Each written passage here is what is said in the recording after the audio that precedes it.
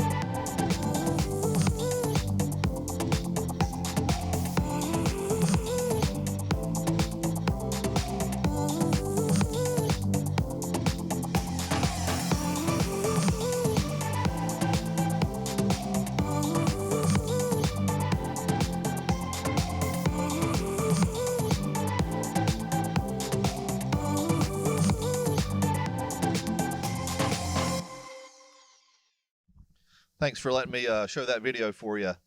The one thing I was hoping that you could kind of gain from it maybe was as you look through and see, Hagerty does a lot more than just insurance. They've got their hands in a lot of things, from bringing the youth into the hobby to preserving cars to getting information out there about different vehicle values and things like that. So there's a lot of great information that you can kind of get from learning a little bit more about what we do. A few things I'll share. We provided some goodie bags, so make sure you grab one on your way out. Every 4 months, Hagerty goes through and updates a list of vehicle values that we have. Not many people carry these anymore, but it's great to throw in your glove compartment box. This is our Hagerty price guide from January through June of this year. So it's current, it's updated. You know, if you're at a place like this and you see a really cool collector car that you might want to kind of look and see where the values are trending and something like that, it's a great resource to look at. I always like to. I love car stories, and that's probably one of my favorite parts of my job that I do, is to be able to talk to friends and to talk to different car owners and hear their stories. Recently, I'm from a small town just a little west of here called Hickory, North Carolina, if you couldn't tell from my accent. But I had the opportunity of growing up with a grandfather that I was pretty close with, passed away about 10 years ago. But he had a 1972 sidestep Chevy C10 pickup truck. And when he passed away, my grandmother had it for a few years before she passed away. And then I have an aunt that kind of took that vehicle over and her and my uncle have kept it up over the last 10 years. Well, I was happening to take my daughter to a soccer game a couple weeks ago up in the Boone area, and we were driving back through Hickory, and I stopped and visited with my aunt, and she had the truck out, and we had an opportunity to go out there and look at it, and I got some pictures with my daughter in it, and my aunt was like, "Would you like to drive it?"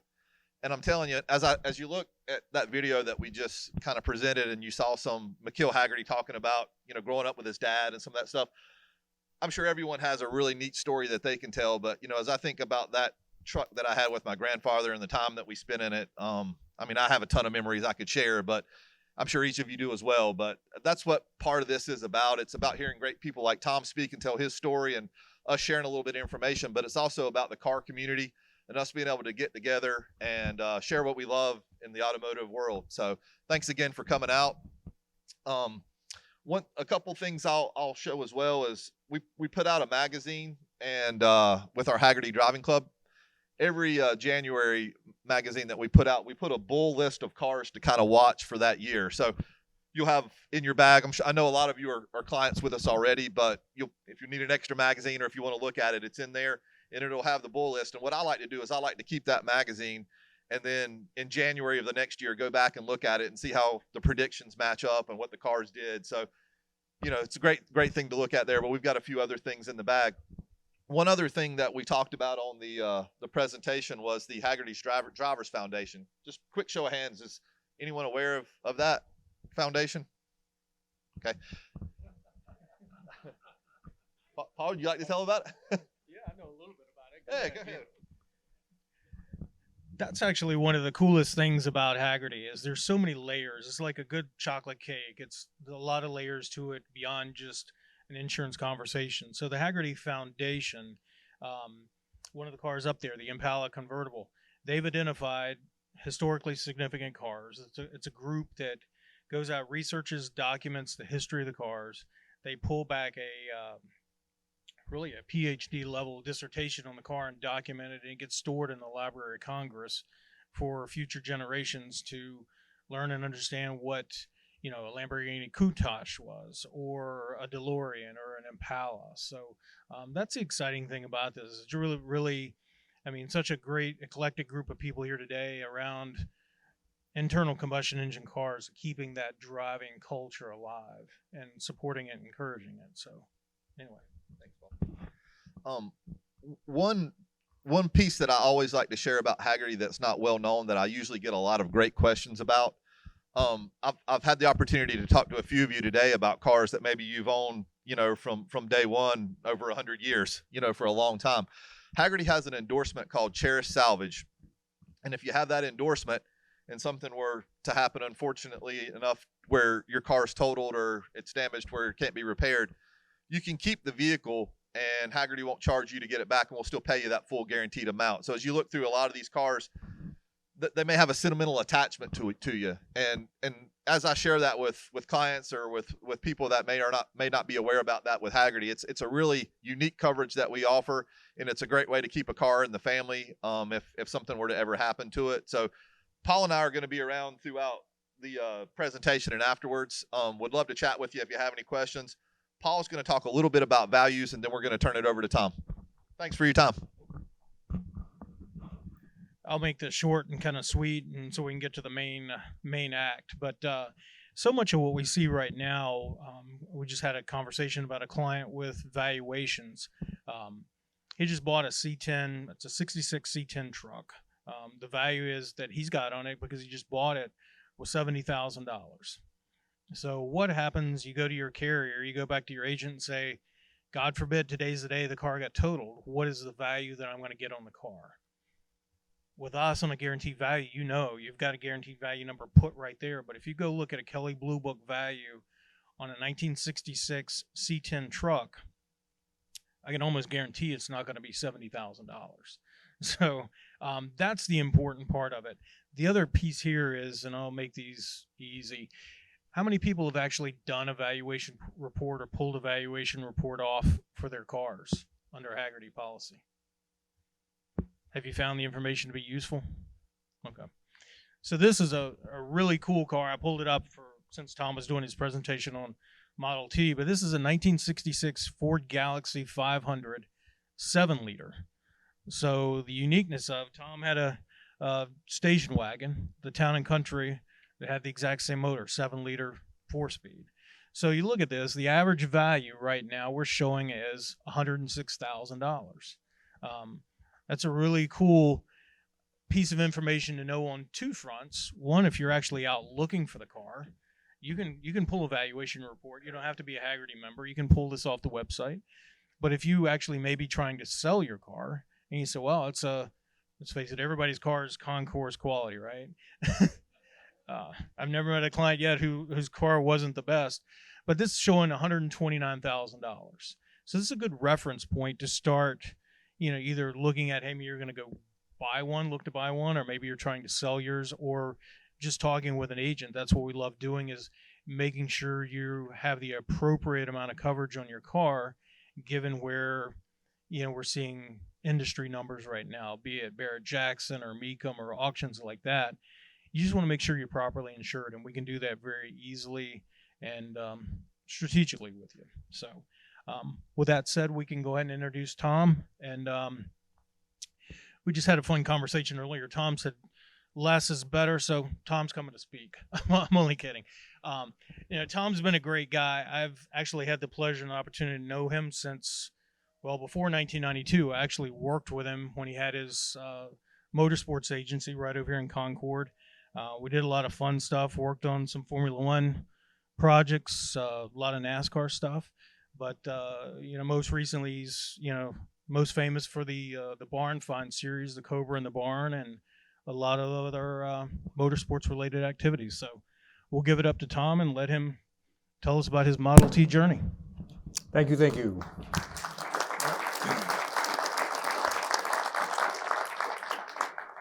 Well, I'm not going to turn this into a Hagerty love fest or anything, but you know what? It's a pretty cool company. I was up at their headquarters not long ago and found out, and you'll get a kick out of this, if you're a Hagerty customer and you're restoring a car, maybe it's from a collision, maybe you're restoring an Alfa Romeo, you can't get this Gidget or this doodad, a Chevelle, factory oil gauge.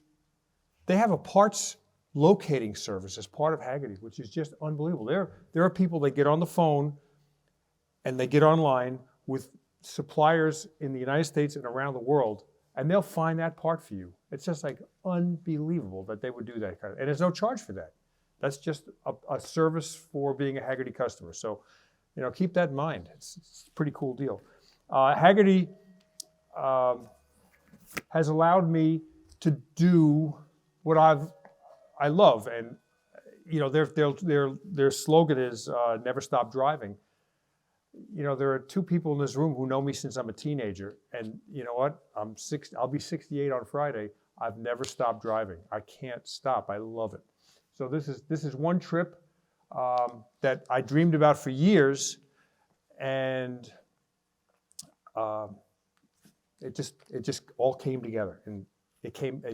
The good thing is it came out to be a neat book. The bad thing is the book's already sold out. That's it. It's gone. If you want one, I guess there's a few copies left on Amazon. If you buy one, get in touch with me and I'll sign it for you. But the reason for this book is that I kind of put together a list of things that took the driving experience away from people, where, when you drove a Model T, you drove a car, and you were responsible for every function on that car, including sometimes you were the starter motor. You had to crank start it. But with the invention of power steering, that took a little bit of driving away. It put the driving experience into the power steering motor, power brakes, intermittent wipers. Suddenly you didn't have high low speed, but you had an intermittent mode. But that took something away from the driving experience.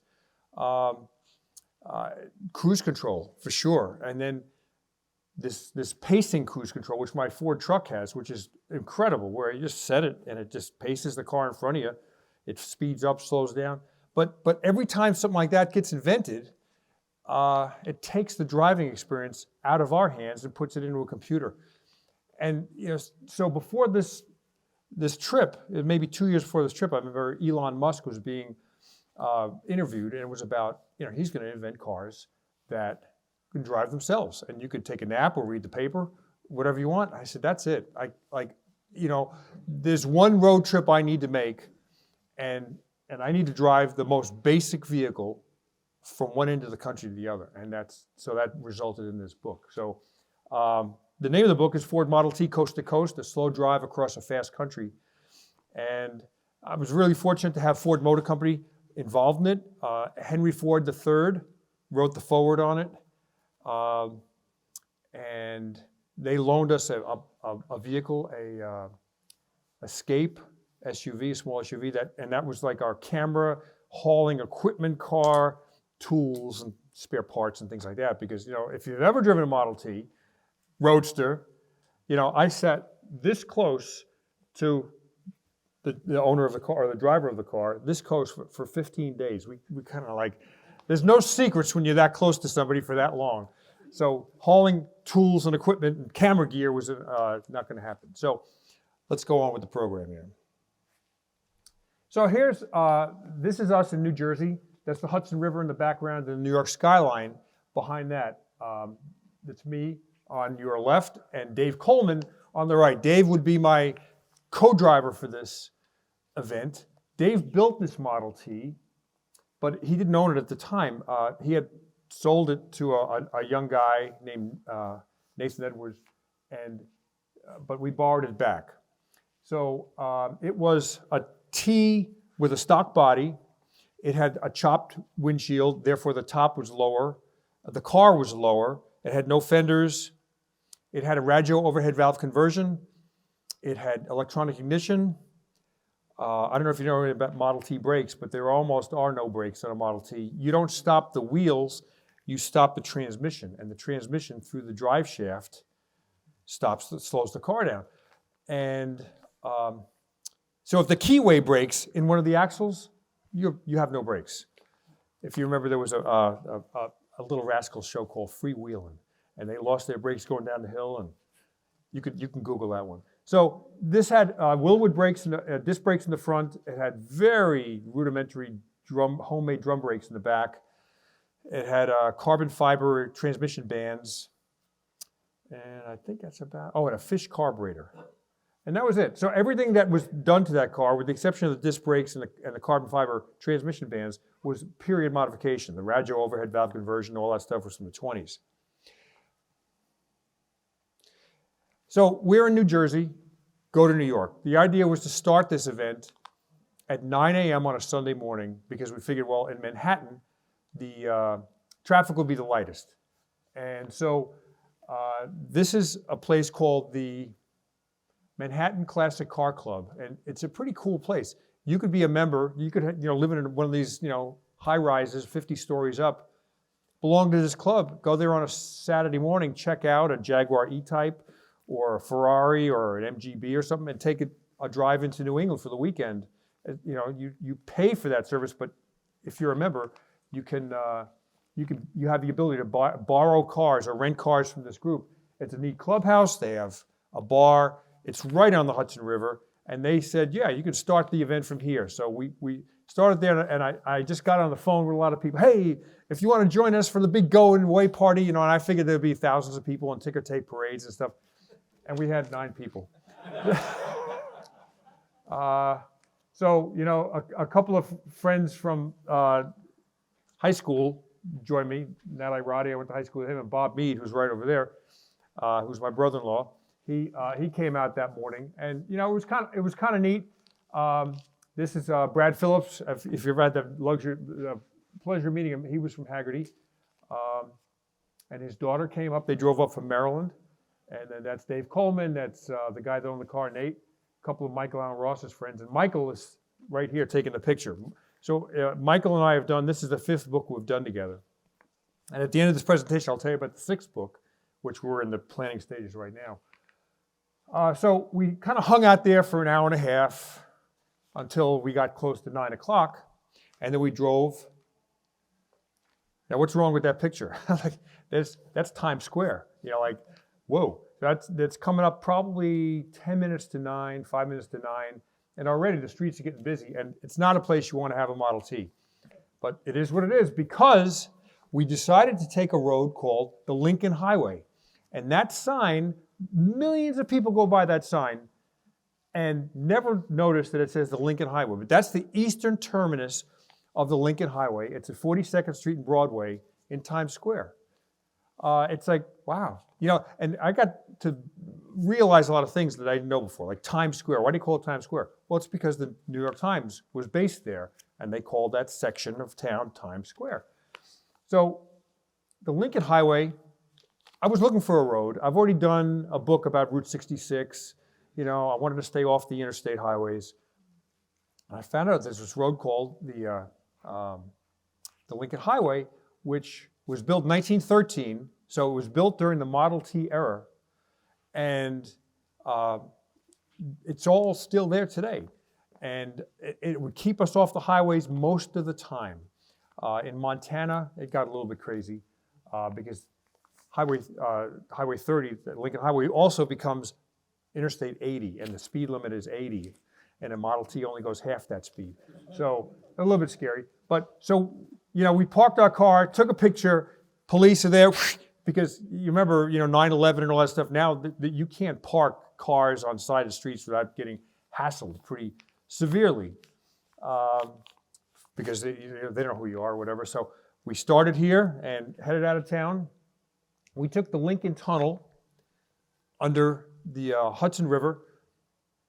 In the old days, when the Lincoln Highway started there, you would take a ferry boat over to Weehawken and then Interstate 30.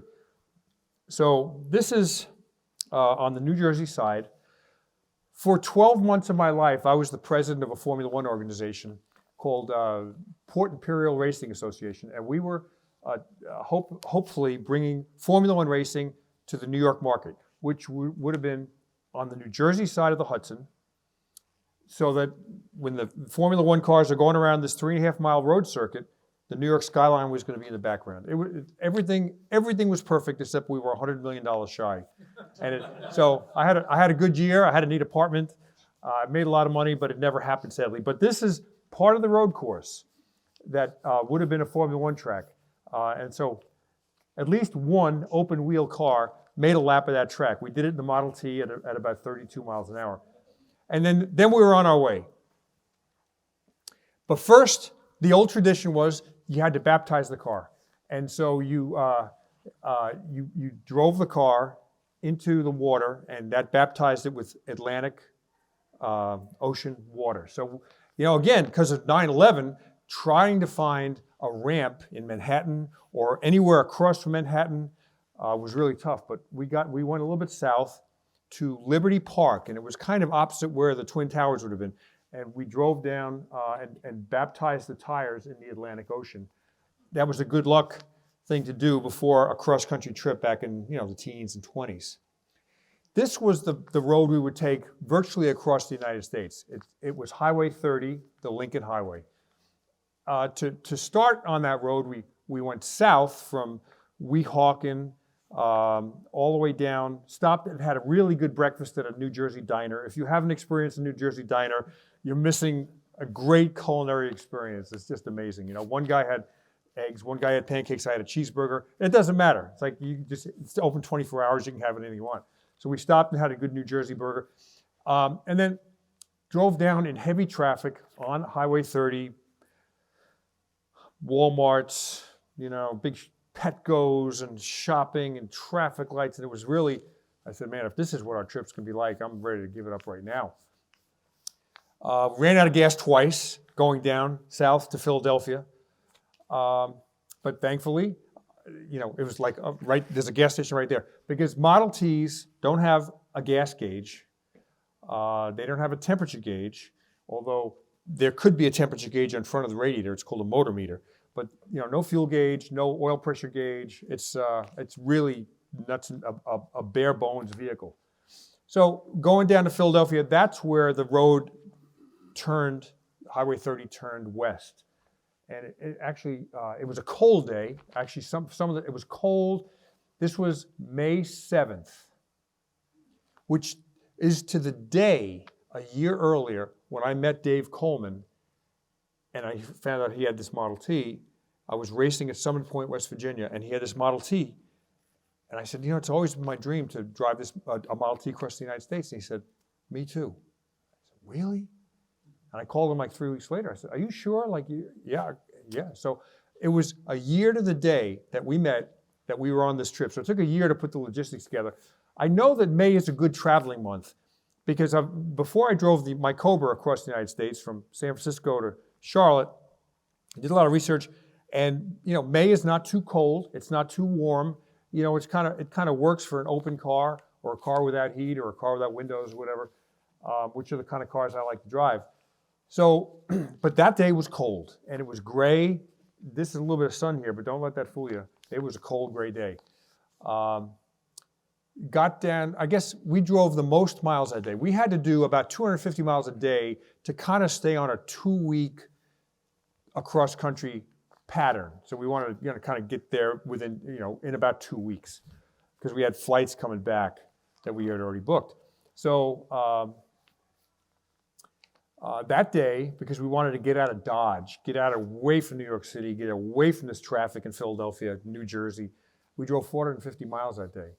A lot of time behind the wheel of a car like that. I think we might have done one other day with that many miles, but mostly we stayed to the 250 to 300. The speed at this early part of the trip was 32, 35. Even though the car ran really well, we just wanted to take it easy. I mean, it'd be embarrassing to go on a cross-country trip and blow up on the second day, and that's the end of it. So what Dave had back home, though, he lives in West Virginia, on a trailer, he had a Model T engine transmission already belted down onto an open trailer. So if we had blown up somewhere, he had somebody he could call who could have brought it out to us. But you know what? It didn't break down once. One headlight burned out. That's it. I mean, you're talking about a 100-year-old car. Just amazing. So we continue. Now, we're in Pennsylvania. This is the Pennsylvania Dutch country.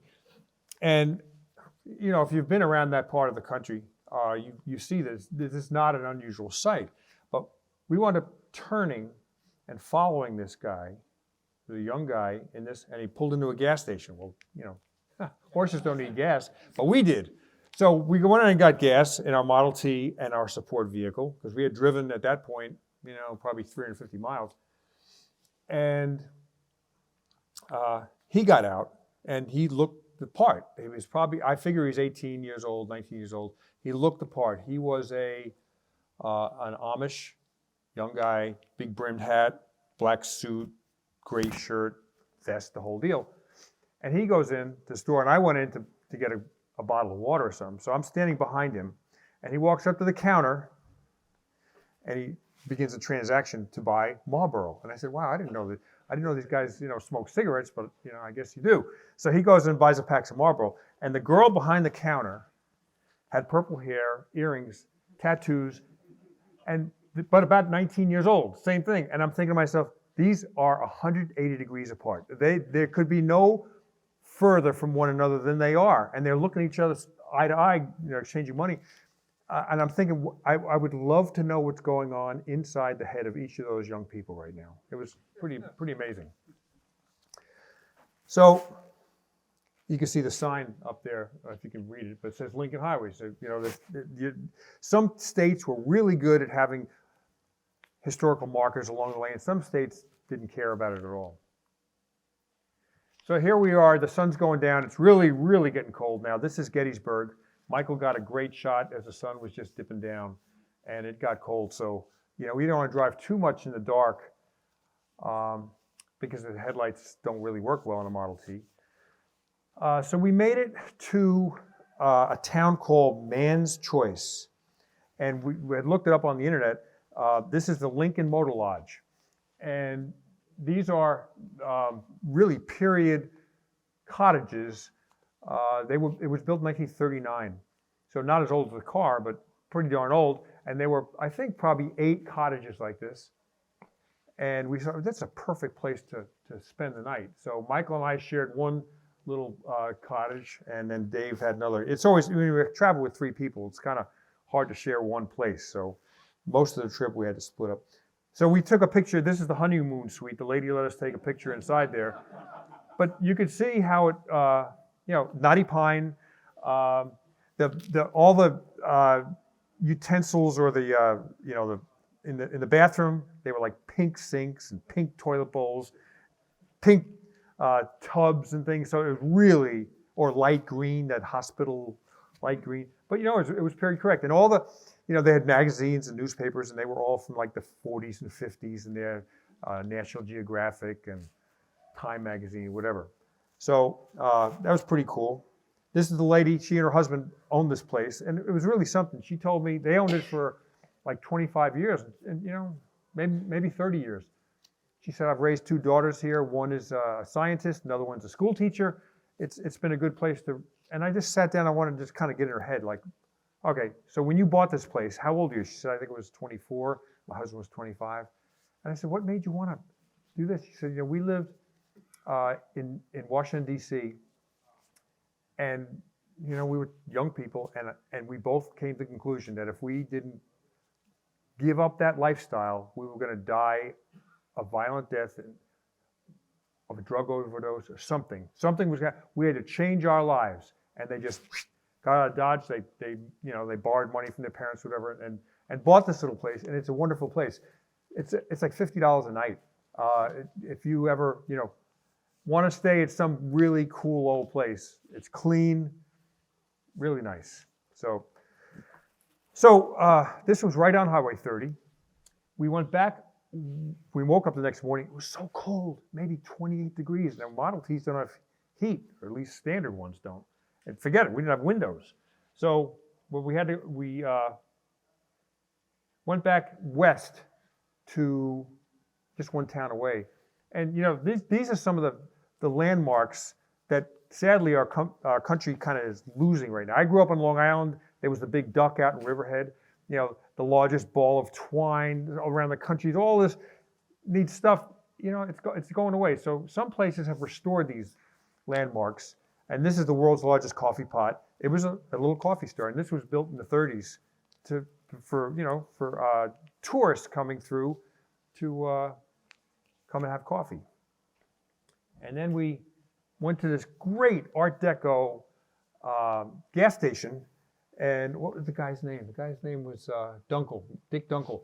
So Dick Dunkel, he was no spring chicken. He was at least 80 years old, and he inherited from his father, who built this place, I think in 37.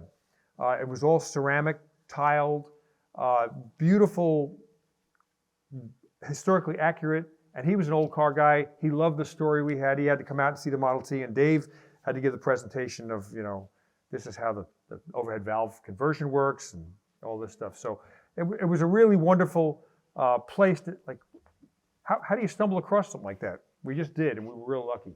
And then there was a good place to eat breakfast in that town. And then we started to head west again. This is the Flight 93 Memorial that, you know, all of us know that there was a plane that crashed on 9/11 somewhere in a field. Well, the field was right on Highway 30, I don't think it was 10 miles west of where we stayed that night. It's like, wait, what? It's right here. We got to stop. It's quite a moving monument that you know, these huge concrete pillars are on both sides, and that path is the path that the flight came right down that as it was ready to bury itself in the ground, and they told us, and I don't remember, but they found debris, 3, 4, 5 miles away, pieces of paper, and the plane was just reduced to dust. That's how hard it hit in the ground. And they had so you walk it, and it's very quiet, and you walk down there, and lots of people stopping. I don't think it's a place that people plan on visiting. They just go down the road and like, we have to stop. There's a visitor center, and they had big screen TVs of all the news coverage that day, 9/11, planes hitting the buildings, news people crying, like interviewing people in the streets, running from the carnage and whatever. That you go in there, you just listen. You watch Tom Brokaw and whoever these newscasters are. And I swear I wasn't the only one with tears in my eyes. I mean, there were 100 people in that building, and nobody said anything. Everybody was brought back to that moment. Just unbelievable. So it's such a worthwhile place to go. If you have a chance, go there. So 3 miles west of there, continuing on Highway 30, we saw a billboard, world famous ham sandwiches. So we had to stop. It was kind of one of those bars, that are sticky, like the doorknob's sticky, the bar top's sticky, everything's a little bit sticky. And we went in there at lunchtime, and they had this billboard a couple miles back and said world's famous ham. So we just went in. I wanted the world famous ham sandwich, and you want it small, large? I said, large. Well, look at the one on the right. Those slabs are 1/4 inch thick, and there's probably, 12 of them. So it's multi-inches of sandwich. Dave thought ahead of time, and he got the small on the left, and he almost finished that one. So here are people that sit there, go there for lunch, and sit there and have their beer, have their ham sandwich every day, sitting at the sticky bar, watching a television set with the dating game on it. When was the last time a dating game even aired? And that's they just play old dating game. Like, man, wow. Westward again, not to be outdone by the world's largest coffee pot. This is the world's largest teapot, and that was restored. And the Lincoln Highway over time changed course a little bit here and there. If the person that designed this highway also built Indianapolis Motor Speedway, he developed Miami, he began to develop Montauk Point on Long Island. He was a mover and shaker. And if he saw that there was a way to shave off a couple of miles, he did that. So this part was added, and this is in West Virginia, Chester, West Virginia. And there's only like 3 or 4 miles of the Lincoln Highway that goes through Virginia, West Virginia. And here it is. You go past that. So sometime after the Lincoln Highway changed slight direction to go past here, they started to build souvenirs stores like this. So this was built in 1938. There were 13 states we went through going cross country. There's Dave smiling, getting a ticket. Actually, this is pretty cool. We wanted to have breakfast. We woke up in the morning, go to a restaurant, and there's a guy in the restaurant parking lot. His sheriff, radar gun. One thing about the Model T is wonderful. You don't have to worry about getting a speeding ticket. You could nail that thing all day long through school sections, zones, or whatever. You don't get a ticket. But so Michael and Dave went inside to get breakfast, and I stayed out. I wanted to talk to the police officer. So I sat in his police car, and I got to play with his radar gun. And he said, so I said, the big question is, like, the 35-mile-an-hour speed limit. When are you going to chase somebody? He said, and he's the chief. And he said, I have my guys under strict orders that nobody gets a ticket under 50 miles an hour. I said, whoa, that's pretty liberal. So like 15-mile-an-hour grace, that's like 30% over the speed limit. But then I found out, he built a pro stock Vega with a big block, So he was a car guy, and we sat and talked about it for a while. So then he said, hey, you want me to give your buddy a ticket for like not, incorrect lights or something? I said, yeah, do it. So that's it. We got to Ohio City, Ohio, and somebody told us in a restaurant, this is the site of a car factory one of the first car companies in the United States, 1893, and the first accident was in the United States for a car accident was right there. I said, we got to see it. This is amazing. So we went there. The guy's name, John Lambert, 1891. And it's the site of the first automobile wreck. And he took a potential customer in this car, and hit a tree in that location. That's a telephone pole. That's not it. But he hit a tree in that location. So it's that's the claim to fame for this town. So that was pretty cool. So we tried to stay in bed and breakfasts and kind of period places to stay. But sometimes it just worked out. We just stayed in the Hampton Inn. And that's the sign every morning of Dave having to clean up the oil that the Model T had dropped during the night. It was, kind of marking its territory. And I felt so bad because this was a brand new Hampton Inn with brand new concrete, and we soiled it. It's like, oh man. But Dave was so religious about oiling the car up. Like on a big day, if we drove like that 450-mile day, he would, halfway through the day, he's greasing it up, grease gun.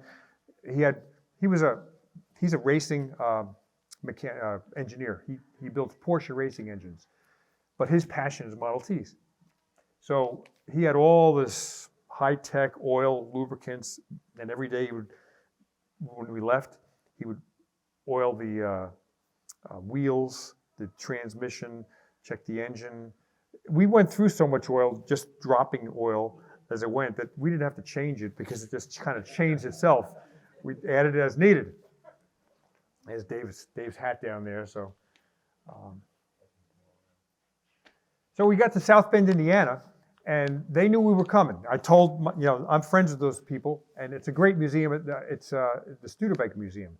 He said, you know what? The PR guy, who I know, he said, Tom, I've never had this happen before. We told the news stations that you were coming. I got all three stations, the public radio station, public television station, and the NPR station, all here to interview you. So it was like the biggest day they've ever had media-wise. So that's me being interviewed on TV cameras. There's Dave in the background who he was, giving his conversation about the car, and towards the end of it, he was giving pretty girls rides around the block in the Model T. So that was really cool. So I'm a car freak, and so this is the basement. In the basement of the Studebaker Museum. Now, this building was purpose-built, 3 levels, second floor, main level, and basement. And all 3 levels are open to the public. But this one, they have 2 stories, and this was stored underneath it, but they pulled it out for me because I was intrigued with this car. So what kind of car is that? Lark, right.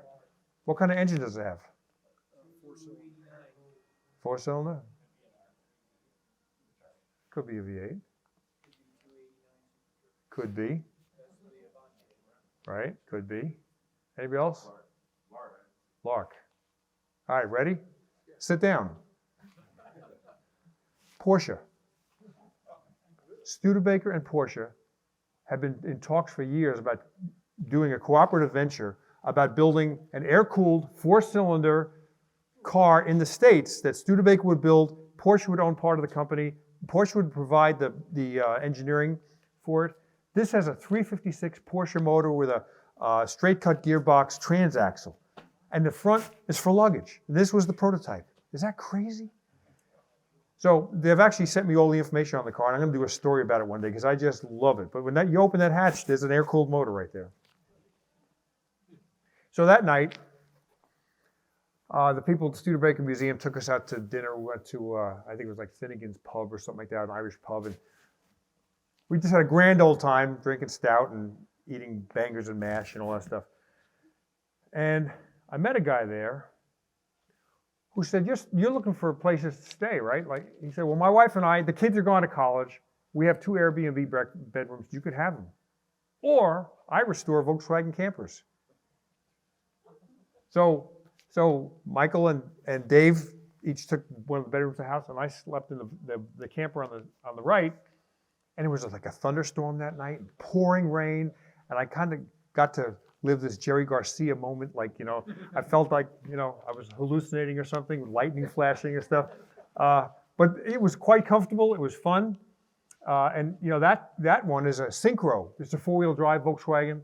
I think it had a V6 in it. And he and his wife have taken that all across the United States, shipped it to Europe, gone all across Europe with that thing. They're both school teachers, so the whole summer they can do what they want. They get in their Volkswagen and go. So he's got Carmen gears, he's got all sorts of cool things. But I thought, what a neat opportunity to stay in that. So the guy who owned Finnegan's Pub says, make sure you come here first thing in the morning before you leave. I got a little surprise for you. And I said, oh, okay. So we go back to the pub. I thought it was going to be breakfast. And it was 2 sheriffs. And I said, oh boy, we weren't that drunk when we left last night, So anyway, he arranged for a police escort for us out of town, out of South Bend, Indiana. So, they said, well, stay. We got one car in front, 1 car behind, and lights flashing, sirens. We didn't have to stop for any traffic lights. They had motorcycle guys stopping cars, and we're heading out of town. And I'm thinking, what are people thinking right now? Like, lock up the women and children. The Model T boys are in town. And so they brought us to the county line, and they said goodbye to us. That was pretty neat. So Lincoln Highway, mostly, when it was built, was mostly unpaved. Towns would get together and come up with money to pave like 1 mile, trying to encourage people to, companies, whatever, well, we'll pave another mile for you, whatever. But there are still some sections of the original highway that are gravel, and this is one of them. So we thought, wow, what a cool picture with the train going by, whatever. So we pull over there, and then we pretended we were rock stars, and we came up with this. It looked like an album cover, right? So Michael set up his tripod with a timer, and we ran. So I felt bad for Michael because while we were freezing in a car with no heat, he had heat. Heated seats. When we were sweating, because we had no air conditioning, he'd yell over at a traffic light, "How do you turn down this AC? It's so cold."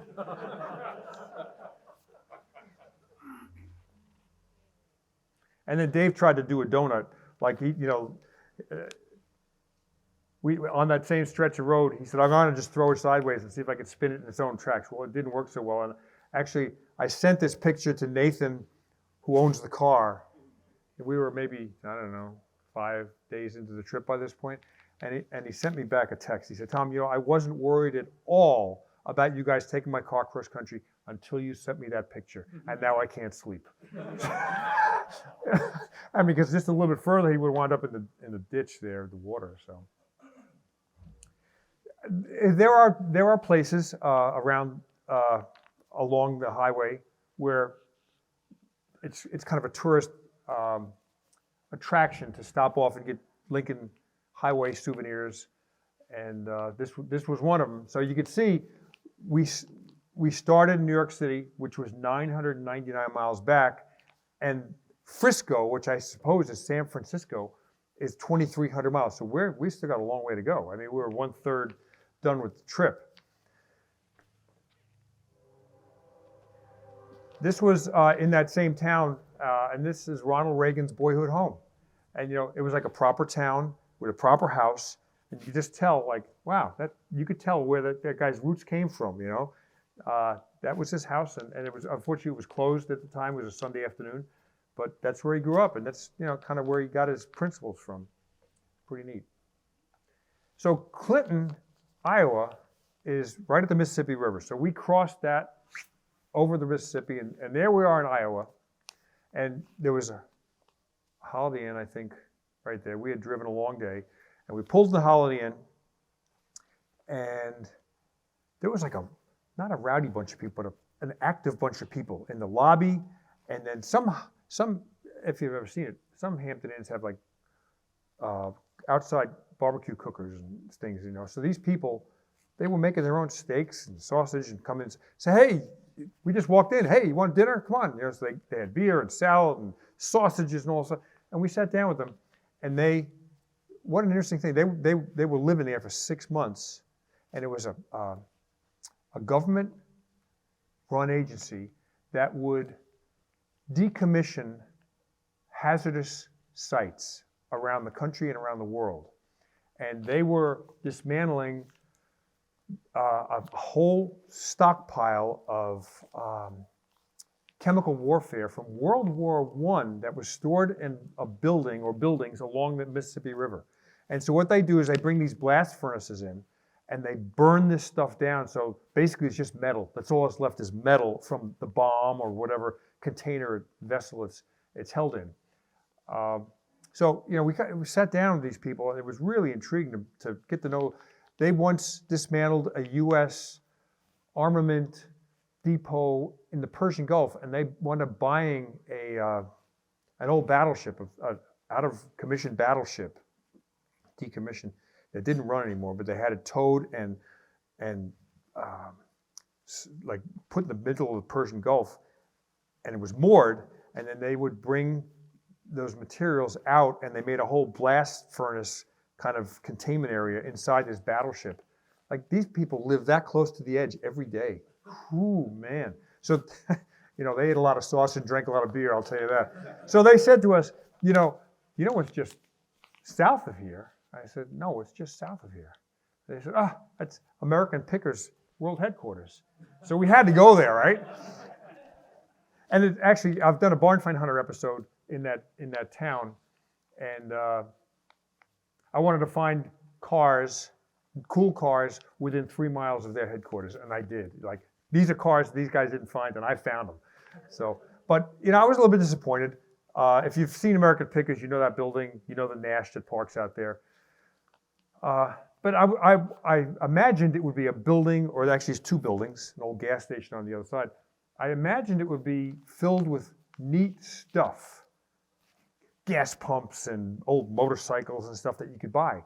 But in fact, it's not filled with that stuff. It's mostly filled with t-shirts made in China, Mike Wolf's line of leather jackets and belts, hats, things like that. And so the cool things that were there, which was very, very small amount, were not for sale. NFS, not for sale. All right, so that Indian motorcycle on the shelf is not for sale, it's just for looks. And the things that were for sale were junk, overpriced junk. So it really burst my bubble about these guys. And then when I came back, you know, I remember there was a story in the Charlotte Observer, American Pickers are coming to Charlotte, let us know what you have. And I said, man, these guys don't even go looking for this stuff. They already, you know, they get emails in, this is what I got, and they already know what they're gonna, you know, look at before they get there. So anyway, I've told that they have a big facility in Nashville, and that's where they move all their stuff, and that's where they make all their money, because there's really no tourism that goes through this area like Nashville. This guy we met in the parking lot, and he was from Oregon. He had just retired. He spent his career as a school custodian, and he was a Studebaker enthusiast. And he said, I just retired and I'm hitting the road. So he had this Studebaker station wagon. It had a retractable rear roof. Anybody remember those things? Like, you could, I guess you cranked it back or maybe pushed it back. But it was almost like a sunroof in the back. What was that? Wagonaire, right, that's exactly it. So he got this little utility trailer and he made it a camper. He had like a bed and a little refrigerator.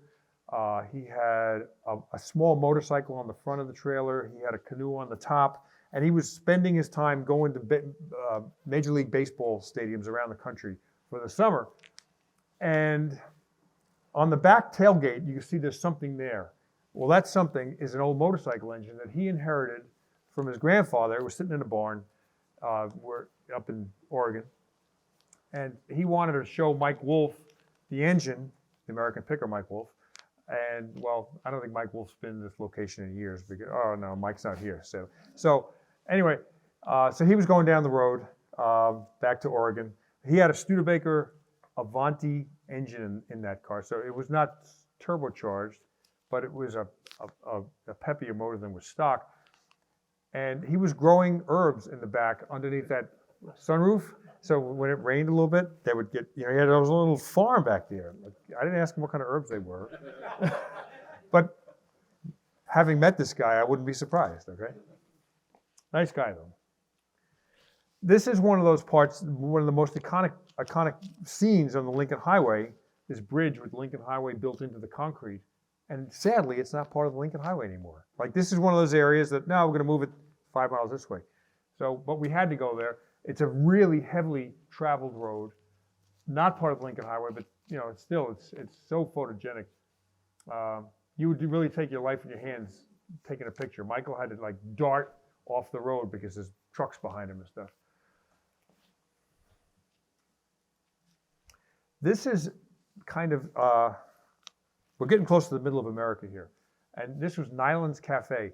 This was at the intersection of the Lincoln Highway, east-west, and the Jefferson Highway, which goes from Canada to New Orleans. And this was at the intersection. And at that intersection was a gas station and a hotel and a restaurant. And it had all fallen to ruin, but had been restored in recent years by the Historical Society, and it was actually operating. So we stayed overnight there, we ate there. The gas station was turned into kind of a little museum. You didn't buy gas there anymore, but I mean, there it is, and it's beautiful. You go inside, and there's old oil cans and tires and things. Really a beautiful job. And so as we were taking pictures in the evening, neighbors started to come out of the house with their kids and stuff, and it really was quite a neat scene where we put kids inside the car. You could sit in there. So I want to go back there. I really liked that intersection, a really historical intersection between the north, south, east, west roads. Along the way, we were posting a lot of Facebook messages about how we were progressing in our trip and whatever. And a guy named Mark Henderson said, you know what, I'm really enjoying this, and I'm a Model T enthusiast, and I've got a couple of friends who have Model T as well, and they'd like you to stop over. And I said, well, yeah, I kind of appreciate that because, but I don't think we're going to stop over. It's, we've got someplace to be, we've got a deadline. He said, well, this guy's got a Model T Speedster with a radial overhead valve conversion. I said, oh, well, that makes it more interesting. And I said, you know what? Whenever you write a book, you get home and I should have interviewed 3 more people. Why did I do this?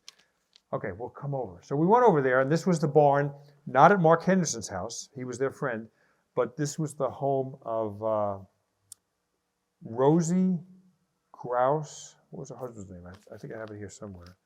Rosie and Daryl Krause. And they were farmers, and they wanted to see our Speedster. We wanted to see theirs, and it was such a nice time. That's Mark Henderson, who was the Facebook guy, and there's Rosie and Daryl, and they had buildings full of tractors and huge steam-powered implements, just amazing stuff.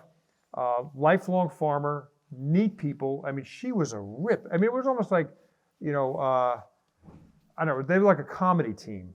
And, wonderful people.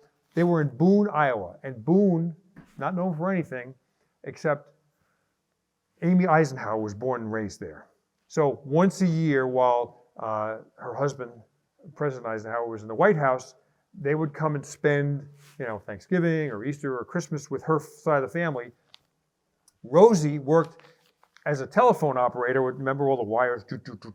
Well, when the Eisenhowers were in town, the phone board was lighting up. So the president would come down and thank them all for putting up with the most hectic days that they would have all year. And I'll see you next year. And he gave them pictures, signed autographed pictures, framed. And she still had hers in her house. It's kind of neat. He told me that Main Street in Boone, which now is just like, like so many towns, he said there used to be 3 stores on Main Street, and we could go there and look at that shoe store and that shoe store, and if you wanted to buy a suit or you needed to buy overalls, and everything was downtown. And then Walmart opened up just outside town, and Main Street became this ghost town. So sad. This is just, I guess, an example of what goes on all over the United States. So take a look at that guy, Daryl, the big guy. I think he was maybe 84. Okay, just remember what he looks like. Here's more tractors of his. So I'm walking through some of his buildings, and this is a do I have the year here?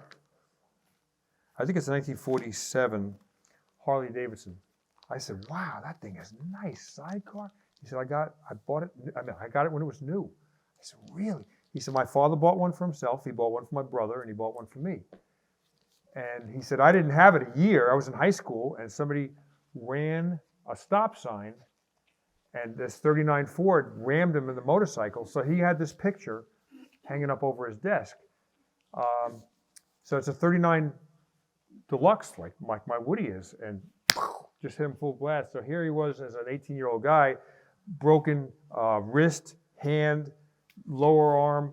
I mean, he was a mess. And even to this day, so he was 18 and now he's 84 or something. Still, his hands didn't work quite right. But what a neat man he was. You know, I reluctantly went there. Okay, let's go there. Maybe that's a good little story. And then I had to reluctantly leave. I could have spent. He said, I got buildings full of old cars. You'll love it. I said, yeah, I'd love to, but I got to keep moving, sadly. So this is Lincoln, Nebraska. And actually, the Lincoln Highway does not go through Lincoln, Nebraska, although it would make sense, wouldn't it?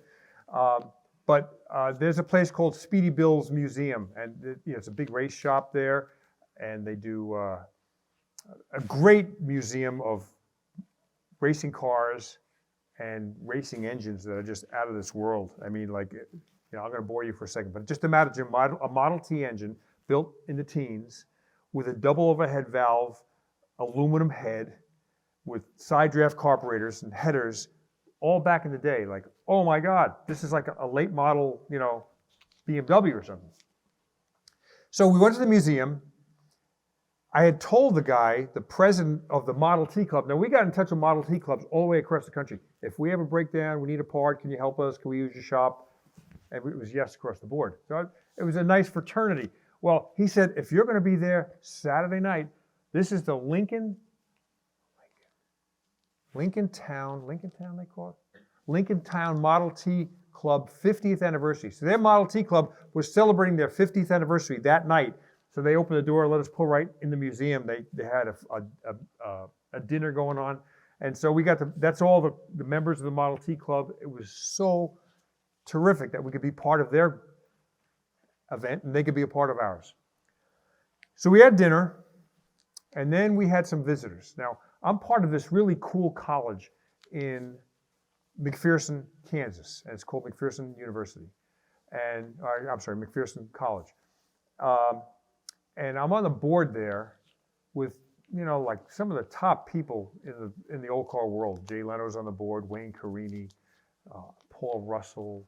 I mean, just amazing group of people. We get together once a year to kind of steer the course for the curriculum.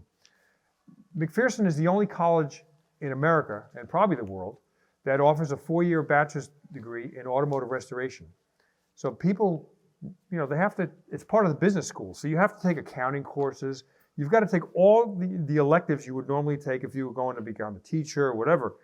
But then you learn metal fabrication, engine building, painting, upholstery. It's just amazing the kids they turn out of that school from all over the United States. I have a place in Maine. I stay there in the summer. And there was a guy that's an hour from me in Maine. He's in Port Clyde, Maine. And he went to McPherson College. I met him in the middle of, you got to understand, McPherson College, it's fine dining is Applebee's. That's, you're in the middle of nowhere. You can't get there from anywhere, but man, once you're there, it's amazing. So these students work on, during class, maybe have to work on a Model T, or they might have to work on a Mustang, putting quarter panels on. They're learning all the right stuff. And that's in the school. Then there's a street, and over here are the sheds. And this is where students work on their own projects. And they're literally tin sheds. And they rent them. Some students, they're big enough maybe for 2 cars. Some are big enough for 6 cars. And these students work on their own projects. So I've come up with this term. There's nothing more dangerous than a 20-year-old with a welder.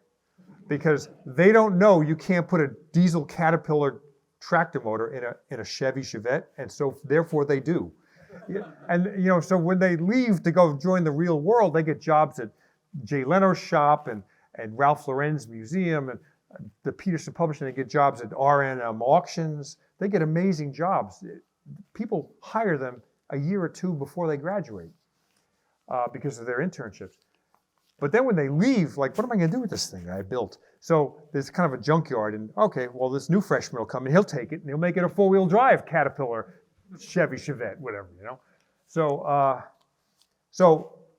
I told him I'm coming through, and so one of the professors brought up 6 students, and they did a pit stop on our car. We were just about halfway across the United States, and this is in the shop at Speedy Museum in Lincoln, Nebraska. And they did an oil change. They adjusted the transmission bands. They changed the one headlight that had burned out, rotated the tires, and then Dave kind of held court because he's a Model T expert, showing how he adjusts the valves on the head and how he adjusts the carburetor and whatever. So that was kind of neat. There was a 6-hour drive up and a 6-hour drive back, and it was May, and finals, like this was on a Saturday night, and finals were on Monday. So, you know, I really appreciated them coming up there, but they were studying all the way up and studying all the way back. Just an amazing group of students. All right, so this is Cozad, Nebraska. And our rear wheels on the tar are closer to New York City, and our front wheels on the concrete are closer to San Francisco. This is the middle of the country, and there's nothing to signify that. It's like nothing there. It's just, you know, these old grain elevators and stuff, but that was it. That's the middle of the country. So we were literally halfway to our goal of reaching the Golden Gate Bridge. So Michael, you know, you got to meet Michael sometime. He was a rock musician early on, but then he became an actor, and he's got all these funny shticks. He's a New Yorker. So, you know, he does this whole thing, and I don't know if it's on YouTube or not, but there's the middle of the line. He says, so this side I'm closer to New York bagels, and this side I'm closer to San Francisco crabs. And he's doing this whole thing, and it's going out live. Oh, God, it was so funny. You had to be there. Anyway, this is one of our artistic shots. I had to take this. I mean, what could be further than...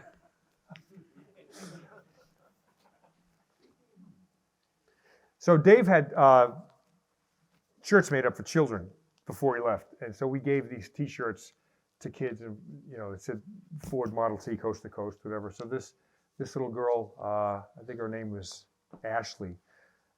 She wanted to see the car. She wanted to sit in it. She says, "I race dirt bikes, and Danica Patrick's my favorite driver, and I'm gonna race go-karts next year." Whoa! She was a cool kid, so she wanted to see the motor. And you know, her father said, she's a car girl for sure. This was at a gas station, maybe Wyoming. So this is where things got freaky. I called the state troopers weeks before we left because, you know, here's the Lincoln Highway, and then it merges with I-80 all the way across Wyoming. And I said, I'm going to be driving a slow vehicle. You know, is there any way I can go around, not go on the interstate?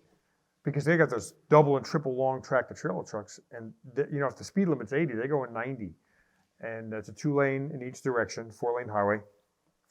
And they looked it up and they said, you know what? If you wanted to go across Wyoming and not go on the highway, you're 6 to 8 hours in the middle of nowhere, and if you have a problem, you're in trouble.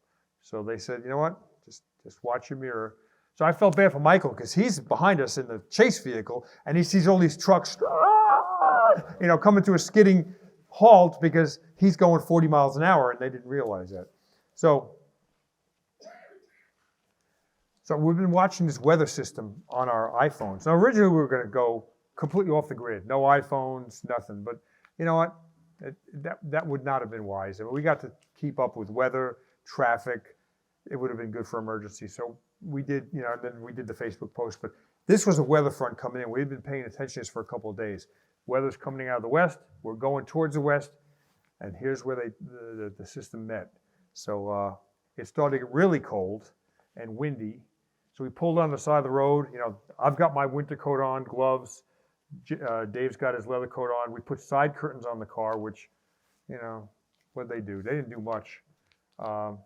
He wired them with safety wire, so they were a little bit more taut, but it got cold. And so we got to a hotel that night. We were worried about making it up over the pass because it was snow forecast.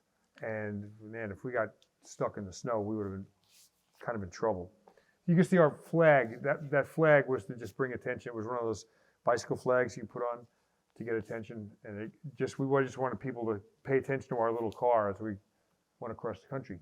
So it got cold that night. We put, Dave had been running water in the cooling system, and we put antifreeze in because we didn't want to crack the block. But this was a strange moment because Dave and I, who had been this close to each other now for a week and a half, week and a half, we're getting along. We wake up in the morning. There's a blizzard that's due to arrive, coming from the west. Wind is like whipping up. It's probably 26 degrees. I said, Dave, we got to get out of here. He said, we're not going anywhere. I said, Dave, we got to get out of here because we could be stuck here for days. And he said, we're not going. I said, Dave, I'm paying for this trip and we're going. So we went out and took a ride. And I mean, it was tense. We went out on the highway and the wind was blowing. So we were going into the wind at maybe 40 miles an hour. And the wind was probably 35 miles an hour. So it was a tough ride. We weren't going very far or very fast. But he went back inside. He said, well, wait an hour. And we had words, and he went one direction, I went the other direction. Anyway, he came down in an hour. He said, let's go. So we did go, and we made it. We made it just I wanted to get over this pass before the snow hit, because if we would have gotten stuck, between these two mountain ranges, it would have been awful. This was one scene. I wish I had the black and white version, but Michael had done some research on photography on the Lincoln Highway, shot back in the day, and we have a picture of a Model T Ford in front of that rock formation, shot 80 years earlier. What an amazing, are you kidding me? I said, Michael, are you kidding me? No, you can see that. You can see that rock. You can see the features on that. It's the same spot. What's the chance of that happening? This is Bonneville. I've always wanted to go to the Bonneville Salt Flats. I was naive enough to think we could drive out there and see how fast the Model T would go, but I didn't know that water, it's a lake, and when the speed record cars run, they run in August because all the water has evaporated, but then in the wintertime, water comes down from the mountains and it floods this salt flat. So we drove out onto it as far as we could go, but it's like a sticky, yucky mash of salt. I've never seen anything like it. So we met some students out there. They were high school students. They were film students, and they were doing their senior project, and they were doing some kind of science fiction movie, and they decided to go to the Salt Flats, and with this poor girl's mother's Toyota, and it got bogged. They were just going to drive across Salt Flats like I was, but they're kids, and they did it, and it only went 200 feet, and it bogged down to the chassis. She's trying to figure out, what am I going to tell my mother when this car rots away in 2 years? Those are all, the guys, and they tried to pull it, they tried to push. So we had a tow strap that we had in the support vehicle, and there was a camper guy, and we bought a tow strap from him, and then one of those kids ran into town and bought another tow strap. And so because our little Ford Escape was four-wheel drive, we were able to tow them out of there. But what a yucky mess. They tried to dig the car out, and it just get filled in with water. It's really a mess. Anyway, they were a neat bunch of kids, and they're probably working in Hollywood now,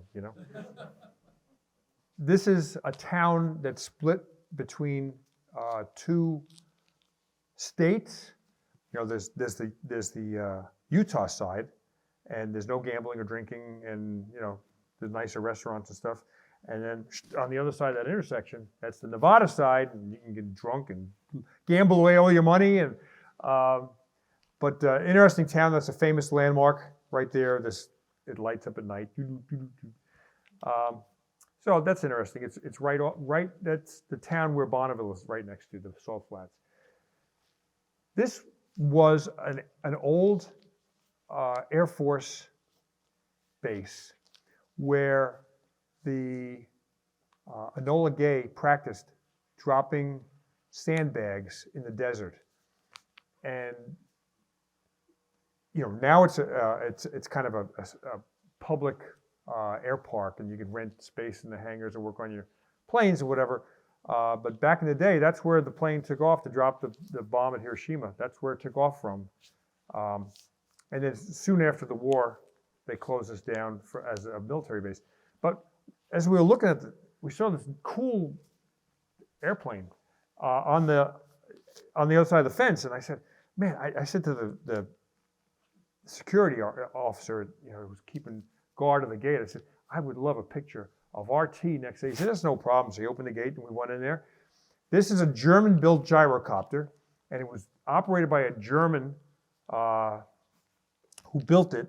He had built another gyrocopter in his life, and it took him, 6 years. He said, this one took me like less than 6 months. It was so easy. Has a Rotax snowmobile engine in it.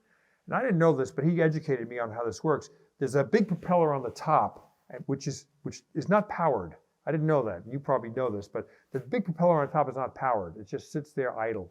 The propeller in the back pushes the vehicle forward, and that causes the big propeller to spin, and it lifts up. So he said, if I had a mechanical failure, ran out of gas, I would just coast down. He said I could probably pick a spot and just coast and land. I said, wow. If he had offered me, I would have jumped in that thing in a second for a ride. It's too wide, two passengers, and he was flying that thing from Texas to Oregon. And just, stopping along the way, staying in a hotel. Somebody at the airport would give him a ride to a hotel. And so we just happened to meet him, and we stayed there and watched him just take off into the distance. What a beautiful vehicle. Fiberglass, very futuristic, and very, very much contrasting the Model T. So coming out on Highway 50, actually this is Highway 50 now, which is also Highway 30. Highway 50 was known as the loneliest road in America. And I think that maybe Time magazine or somebody did a story on that back in the 50s that, especially women should not attempt to drive this road alone because it's just lonely, and, it's not a place that a person would want to break down. So there are ghost towns all along this road, and there's one right there. I mean, there's old vehicles and buildings, and they're just there.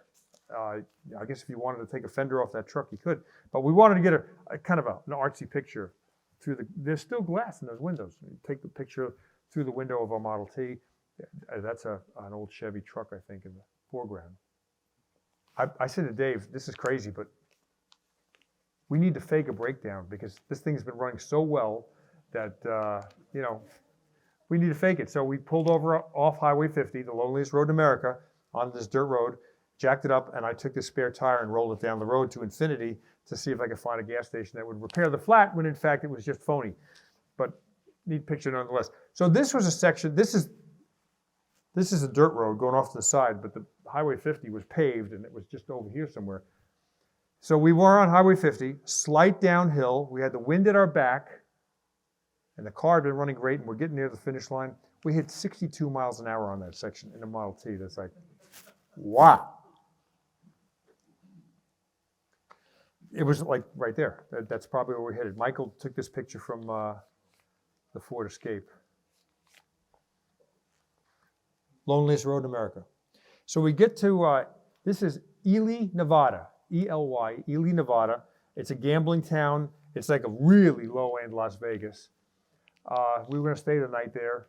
When I drove my Cobra across the United States, we stopped in Ely, and I bought my suitcase that I have now stickers all over the back, because we had a luggage rack and no suitcase. Well, doesn't make sense. So we bought a suitcase, and we started to put stickers on it, and that suitcase is kind of famous now.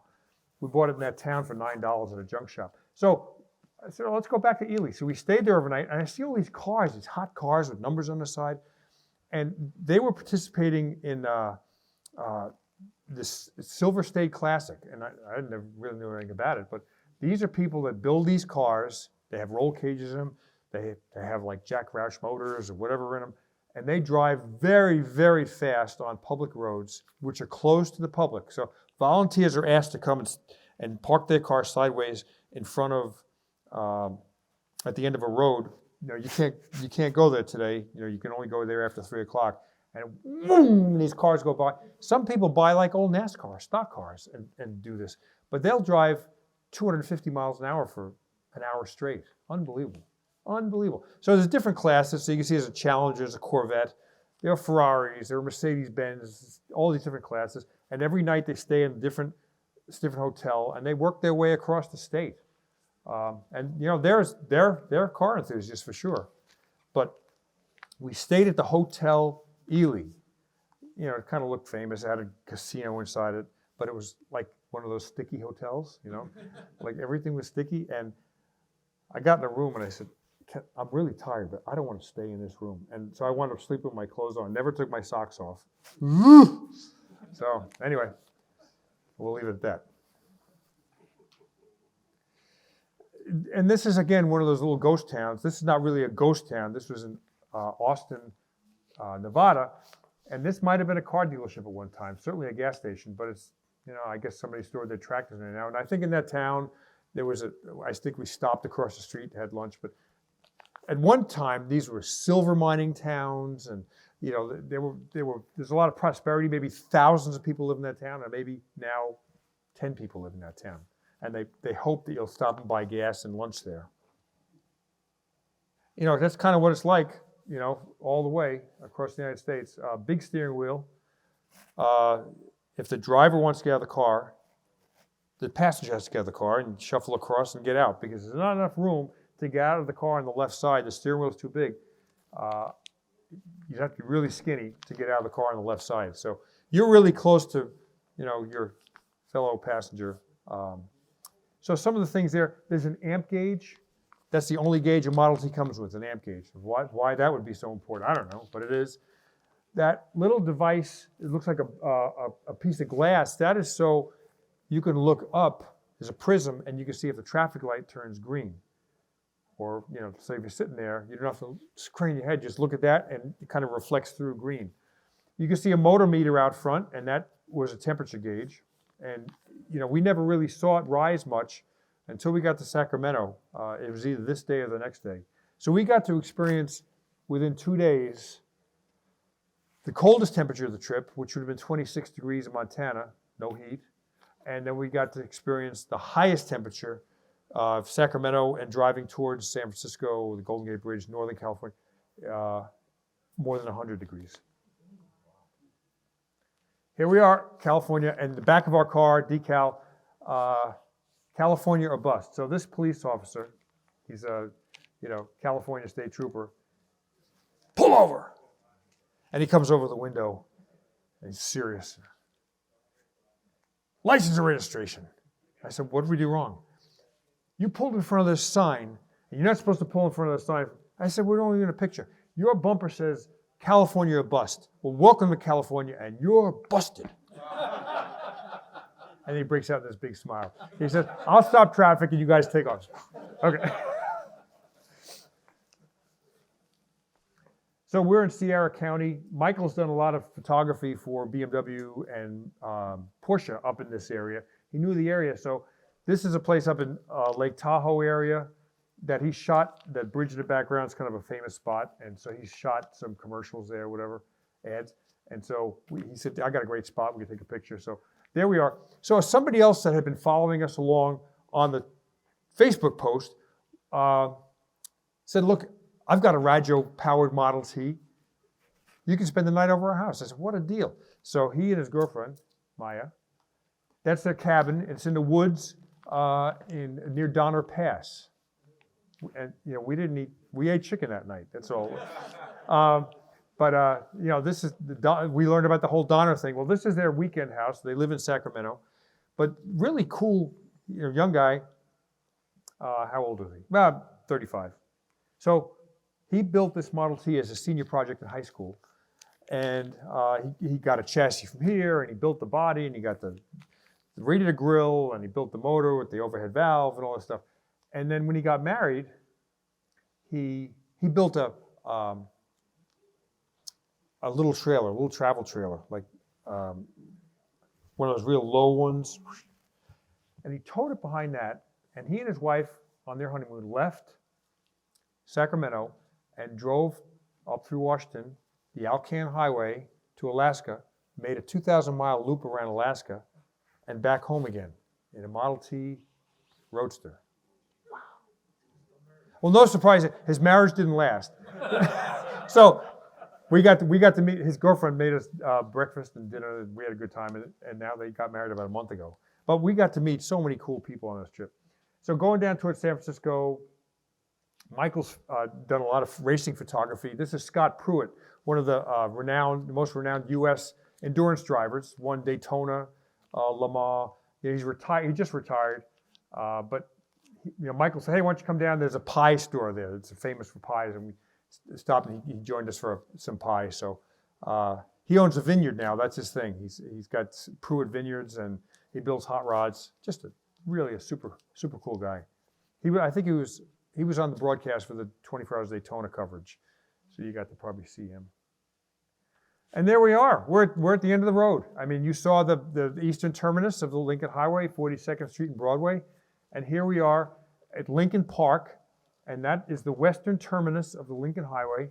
We're half a mile from the Golden Gate Bridge.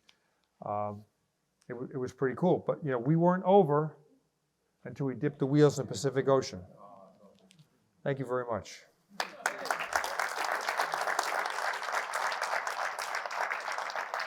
If you have any questions on this, on Barn Find Hunter, let me tell you about this new trip I'm planning. This is really cool.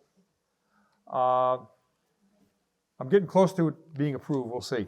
But I'm going to do a book. It looks like Ford Motor Company is going to give us a Bronco to use, and Airstream Trailers will give us one of their Adventure Line trailers.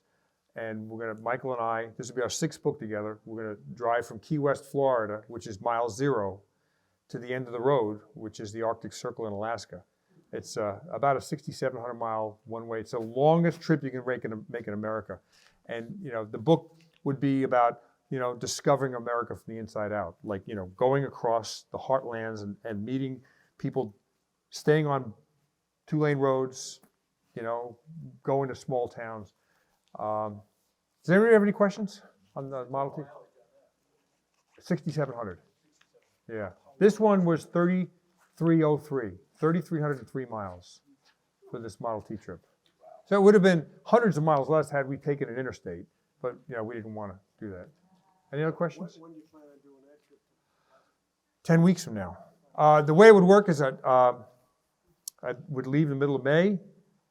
It really drags driving from like Charlotte to Key West. Who wants to do that? But then we turn around and come right back again. And until the middle of June, I have a friend in Seattle. We could park the truck and trailer at his house, go home for 5 weeks, come back, and then complete the middle of July until the middle of August up in Alaska. So it's 3,500 miles, Florida to Seattle, and 2,500 miles from Seattle to Fairbanks, and then 500 miles on that dirt road, potholes, broken windshields. Which highway? No, that's down there. I forget the name of the highway. Dalton Highway, and it goes to Dead Horse, Alaska.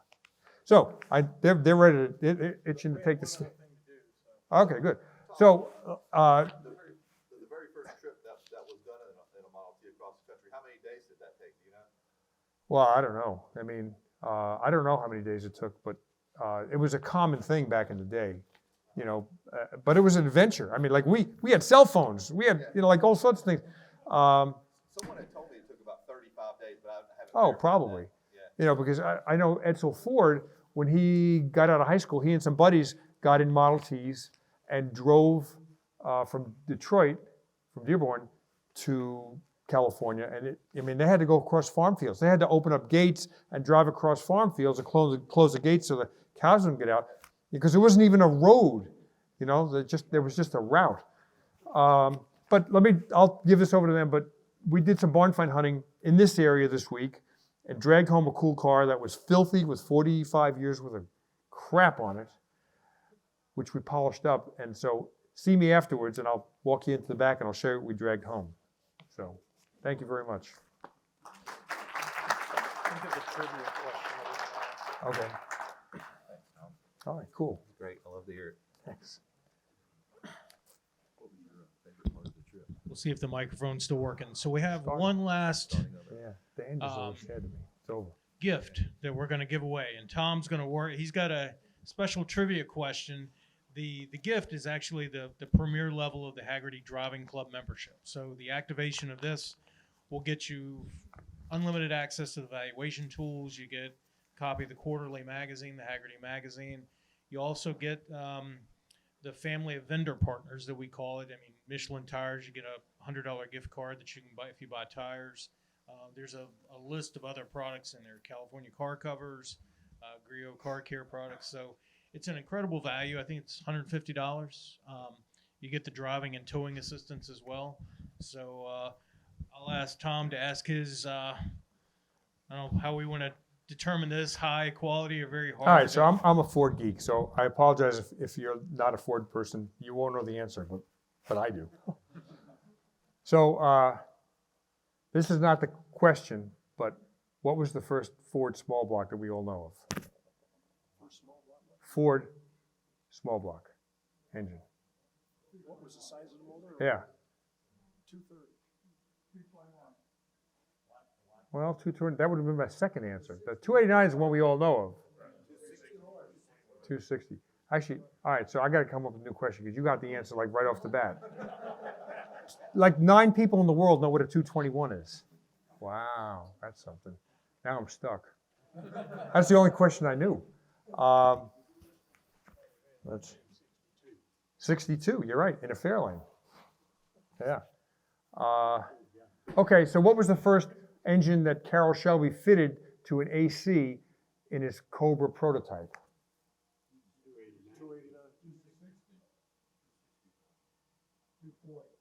He fitted it in there.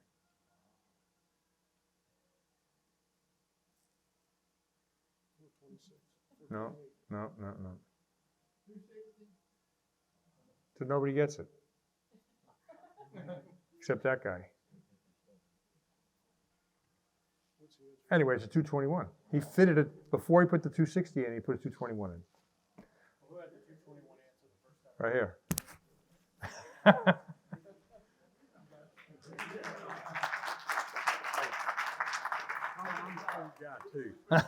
Max Spurrier.